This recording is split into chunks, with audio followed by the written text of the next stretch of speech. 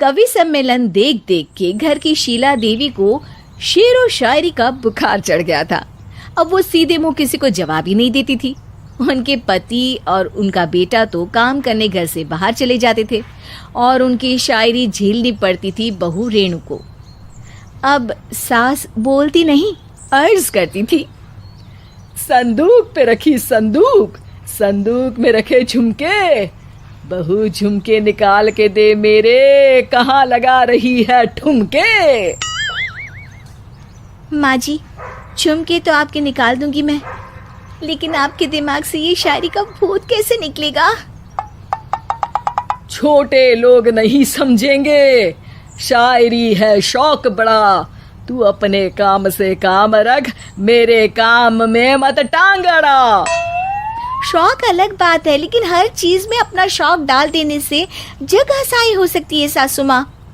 अरे मैं हूँ एक नंबर कलाकार, कोई ऐसी वैसी बला नहीं, तुम घर के कामों में उलझी, समझोगी मेरी कला नहीं।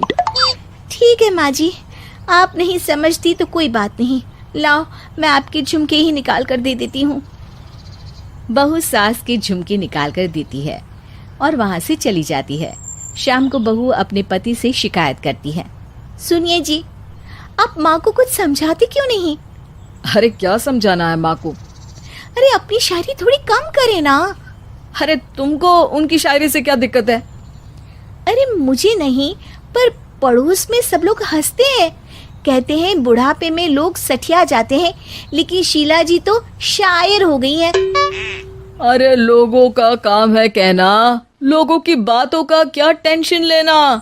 अरे वाह, मैंने भी शेर कह दिया, वाह वाह वाह वाह। देख लो, तुमसे किसी ने कहा नहीं और तुम्हारे सामने कोई माँ की बुराई नहीं करता तो तुमको फर्क नहीं पड़ रहा। अरे तुम खामखा की बात का बतंगड़ बना रही हो। चलो चाय बना कर ले आओ मेरे लिए, साथ पियेंगे, कोई ढंग की बातें करेंगे। रेणु चाय बनाने लगती है।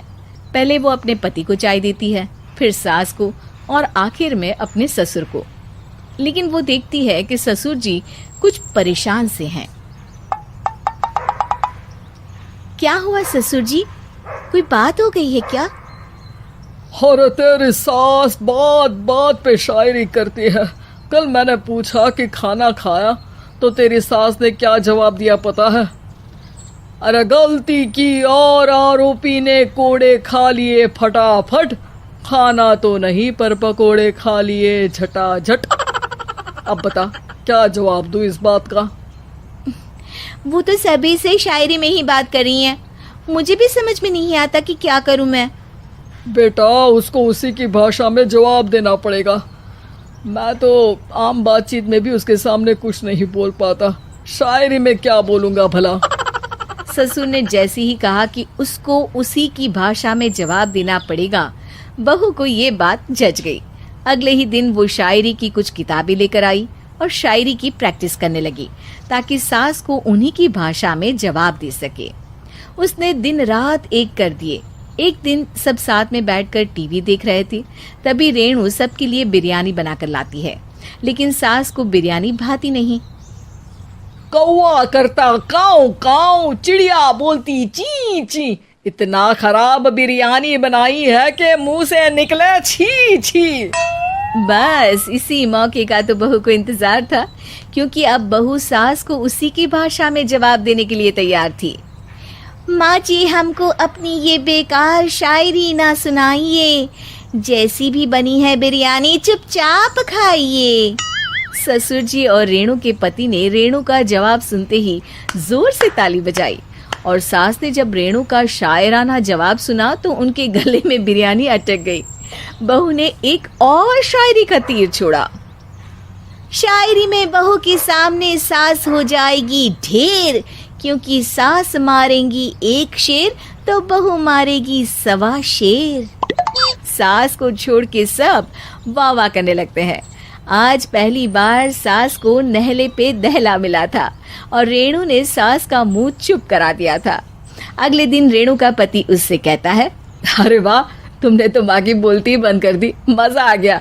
अब मेरे लिए कुछ बना दो, खाकर मैं काम पर चला जाऊं। शायरी ही है मेरा जीवन, वही करूँगी जी भर के। नौकरानी रख लो कोई, काम नहीं करूँगी मैं घर के। अरे तुम क्या माँ जैसी हरकतें करने लगी, सीधे सीधे बात करो ना। हो गई कल शायरी, रोज थोड़ी ना करोगी। शीशी भरी गुलाब की पत्थर पे फोड़ दो, जो मुझे शायरी से रोके उसके कान मरोड़ दो। पति घबराकर वहां से चला जाता है और बाहर उसके पिताजी के पास जाकर बैठ जाता है। दोनों अपनी बीवियों की शायरी से परेशान है। ससुर को पछतावा होता है कि क्यों उसने बहू को सास की भाषा में ही जवाब देने का आइडिया दिया। अब तो घर में दो दो शायर हैं। दोनों एक साथ दुखी स्वर में कहते हैं, हम दोनों की ही बीवियां जब से शायर हो गई है, क्या बताएं, जिंदगी एक फटा हुआ टायर हो गई है।